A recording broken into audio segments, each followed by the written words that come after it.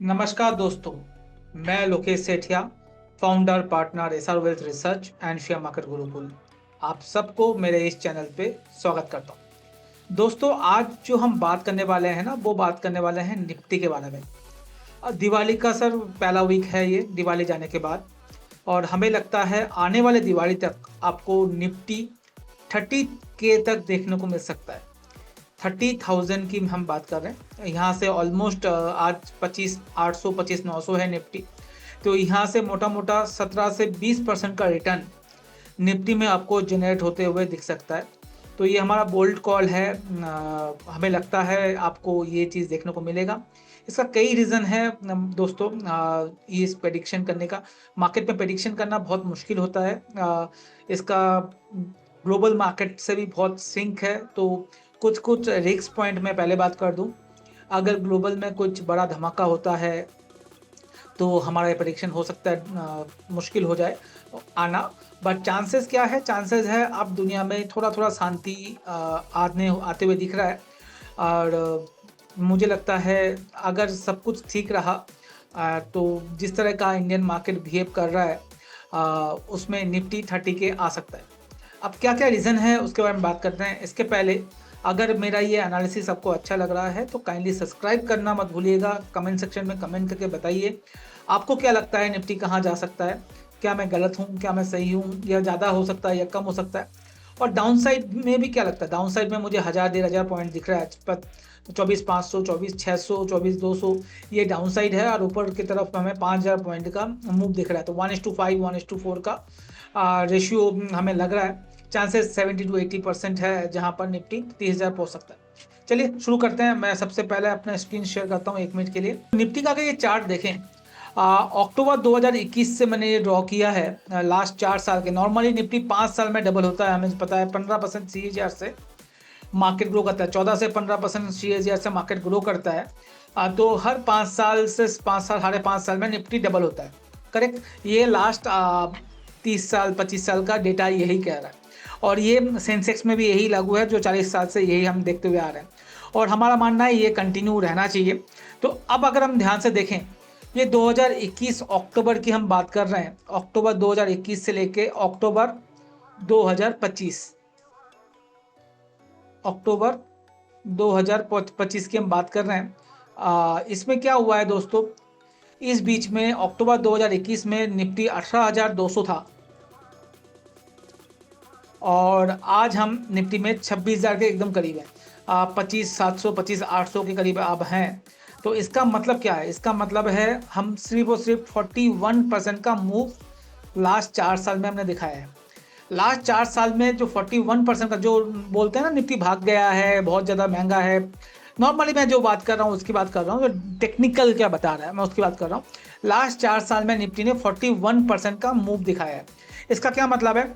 इसका मतलब है इसका मतलब है निफ्टी ने जो मूव दिखाया है वो 9.33% का CAGR रिटर्न है, ना कि 14%, ना कि 15%।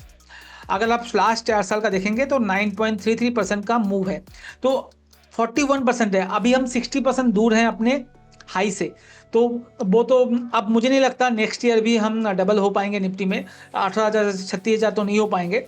बट इसको थोड़ा सा एक्सलेट करें 9 से, अगर मैं 11 या 12 करता हूँ, उस केस में हम CAGR के बेसिस पे बात करता हूँ। तो इस बार मुझे लगता है 18 से 20% मार्केट को रिटर्न देना चाहिए, तब जाके हम 30,000 के करीब पहुँचेंगे निफ्टी में। एक बड़ा रीज़न ये है कि ऑन एन एवरेज 5 से 5.5 6 साल के बीच में निफ्टी डबल होता है। और लास्ट 4 साल में हमने 9% 9.5% के अप्रॉक्स CAGR से ग्रो किया है। तो नेक्स्ट ईयर मुझे लगता है थोड़ा सा तेज़ी से हम ग्रो कर सकते हैं। एक तो ये टेक्निकल पॉइंट है जो हम बात कर रहे हैं। इसके अलावा जो पॉइंट की मैं बात कर रहा हूँ, तो क्या क्या चेंजेस हुए हैं लास्ट, अगर आप देखोगे पिछले 6-8 महीने में गवर्नमेंट ने बहुत कुछ चेंज किया है। सबसे पहले स्टार्ट हुआ बजट से, जहां पर टैक्स रेट कट किया गया। वहां से 2 लाख करोड़ के करीब रिटेल इन्वेस्टर के पास, रिटेल के पास 2 लाख करोड़ के करीब बचेगा। वो 2 लाख करोड़ मार्केट में जब रोटेट होगा तो एक अच्छा खासा कंजम्पशन बूम आने के पूरे पूरे चांसेस है, जो नेक्स्ट हम टैक्स से चालू करेंगे। मतलब इस बार से चालू हो चुका है। तो जो बचत होगी वहाँ पर एक कंजम्पशन बूम आ सकता है। उसके बाद आया आरबीआई पॉलिसी। आरबीआई ने रेट कट किया है, number one. Number two, liquidity बहुत ज़्यादा इन्फ्लुएंस किया है मार्केट में। इससे अब जो रेट कट और प्लस लिक्विडिटी जो गया है मार्केट में, वो एक और ग्रोथ फेज लेके आ सकता है इंडियन मार्केट में। प्लस जो हमारी कंपनीज है, जो प्राइवेट लिमिटेड कंपनीज है, वो अब कैपेक्स करना स्टार्ट कर दिया। अगर आप देखोगे डेटा तो आपको कैपेक्स का भी आपको देखने को मिलेगा। तीसरा जो बड़ा पॉइंट हुआ है वो क्या हुआ है, जीएसटी कट। जीएसटी कट भी एक बड़ा रिफॉर्म हुआ है दोस्तों, इसका भी एक बड़ा असर आपको देखने को मिलेगा। और ये जीएसटी कट के वजह से मोटा मोटा 1 से 1.5 लाख करोड़ मार्केट में और ज़्यादा आने के पूरे पूरे चांसेस हैं। और एक बार ये जो अमाउंट है ये जब कंजम्पशन में घुसेगा तो और भी ज़्यादा डिमांड बनने के चांसेस है। जो हमने अभी जो 6 लाख करोड़ का सेल हमने देखा है इस नवरात्रा और दिवाली सीजन में, ये सबसे अभी तक का सबसे बेहतरीन सेल्स में से एक है, जहां पर ये कंजम्पशन बूम हमें देखने को मिला। और मुझे लगता है ये कंटिन्यू रहना चाहिए। और लास्ट ईयर हमने प्रॉब्लम कहाँ हुआ था, लास्ट ईयर हमारा जो इलेक्शन ईयर था उस वजह से गवर्नमेंट का स्पेंडिंग जो है मार्केट में कम हो गया था, वो अब वापिस रिवाइव हो रहा है। कॉर्पोरेट अर्निंग्स बनने का पूरे पूरे चांसेस है इस नेक्स्ट क्वार्टर ऑनवर्ड। इस क्वार्टर का भी जो रिजल्ट आया है बेटर देन एक्सपेक्टेड है। उसके बाद एफआईज का जो फ्लो है अभी तक का सबसे लोएस्ट पॉइंट में हम आ चुके हैं। अब यहाँ से बनने का चांसेस ज़्यादा है ना कि घटने का। एफआईज क्योंकि अब अभी तक सबसे ज़्यादा शॉर्ट पोजीशन में है अब आज तक के। उसके बाद जो होल्डिंग है 12 या 13% रह गया है इंडियन मार्केट में इनका, तो अभी तक का लोएस्ट पॉइंट में ऑलमोस्ट आ चुके हैं 10-20 साल के। अब यहाँ से बढ़ना ही चांसेस बढ़ रहा है। और क्या फ्यूचर में मुझे लग रहा है, मुझे लगता है रिपो रेट जो है और 50 बेसिस पॉइंट नेक्स्ट ईयर तक घट सकता है। तो जो रिपो रेट है वो 5% तक आ सकता है नेक्स्ट ईयर, 50 बेसिस पॉइंट और घट सकता है। ये एक प्लस पॉइंट होने के पूरे पूरे चांसेस हैं। इंडिया और यूएस का जो ट्रेड वार चल रहा है 50% का, ये घट के शायद 15-16% रह जाएगा। आने वाले 2-4 महीनों में हमें सुनने को मिलेगा, एक इम्प्रूवमेंट हमें देखने को मिल सकता है। एसआईपी बुक जो 26-27 हज़ार करोड़ का है, वो मुझे लगता है 38 से 40 हज़ार करोड़ का पर मंथ आपको एसआईपी बुक देखने को मिलेगा। इससे क्या होगा, जो इनफ्लो है, नेट इनफ्लो है और बढ़ सकता है। कॉर्पोरेट अर्निंग्स जो है वो 13 से 15% हो सकता है, ये एक बढ़ सकता है। और शिफ्ट ऑफ मनी जो यूएस में अभी 70% दुनिया का पैसा यूएस मार्केट में लग रहा है, जो और उसमें भी एआई बिजनेस में सबसे ज़्यादा लग रहा है, पूरी दुनिया में एआई में लग रहा है। वो थोड़ा सा शिफ्ट इंडियन मार्केट में होने के पूरे पूरे चांसेस हैं, रियल एसेट में होने के पूरे पूरे चांसेस हैं। और ये एक मुझे लगता है मुझे एक ट्रिगर पॉइंट होगा इंडियन मार्केट में। अब जब निफ्टी 30,000 होगा, राइट, जब हम 18-20% की बात करें तो कौन सा सेक्टर जो है मुझे लगता है आउट परफॉर्म कर सकता है, तो उसका सबसे पहला नाम आता है sir metal sector. Hard asset आपने ऑलरेडी देखा है, सिल्वर, गोल्ड या यूरेनियम, कॉपर, एल्युमिनियम, इन सारे स्टॉक्स में आपको ज़बरदस्त मूव आते हुए दिख रहा है। सारे कमोडिटी में ज़बरदस्त आप मूव आते हुए दिख रहा है, और यहाँ पर स्टॉक में भी आप मूव आ सकता है, यह मेरा मानना है।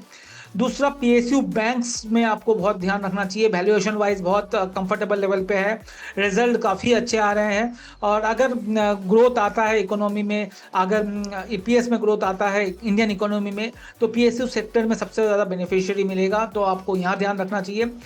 तीसरा, प्राइवेट बैंक भी, पीएसयू के बाद प्राइवेट बैंक में मुझे काफ़ी बुलिशनेस दिख रहा है। आप एयू बैंक देखिए, आप आईसीसी बैंक देखिए, एचडीएफसी बैंक देखिए, काफ़ी अच्छा कर रहे हैं। फेडरल बैंक देखिए, काफ़ी अच्छा कर रहे हैं।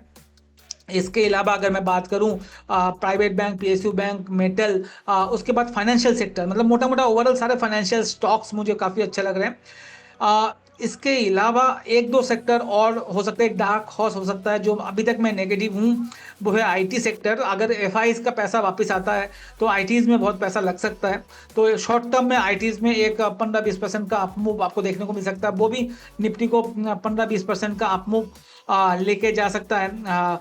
इसके अलावा अगर मैं बात करूं निफ्टी में, जो एक डिफेंस सेक्टर जो है वो करेक्शन में पार्ट ज़्यादा नहीं लिया, ये 30-40% टूटा था ऊपर के लेवल से, उसके बाद वापिस से रिवाइवल करते हुए दिख रहा है, तो डिफेंस सेक्टर भी मुझे ठीक ठाक लग रहा है। और पावर जनरेशन जो भी कंपनीज है पावर सेक्टर में, उसमें आप ध्यान रख सकते हैं। तो मोटा मोटा इस दिवाली से अगली दिवाली में निफ्टी 30 के और जो सेक्टर की मैंने बात की है, इन सारे सेक्टर के स्टॉक्स में अगर आप नज़र रखते हैं तो अच्छा खासा मुनाफा आपका बन सकता है। तो कैसा लगा मेरा ये एनालिसिस, काइंडली कमेंट करके जरूर बताइएगा। मेरी कोशिश यही रहती है ज़्यादा से ज़्यादा रिटेल ट्रेडर्स जो है प्रॉफिटेबल बने, और इसीलिए मैं कंटेंट बनाता हूँ। अगर अच्छा लग रहा है तो सब्सक्राइब करना मत भूलिए। कमेंट सेक्शन में बताइए और कौन सा सेक्टर या स्टॉक्स जो लगता है आउट परफॉर्म कर सकता है आने वाले टाइम पे, जरूर बताइएगा मुझे। धन्यवाद आज के लिए।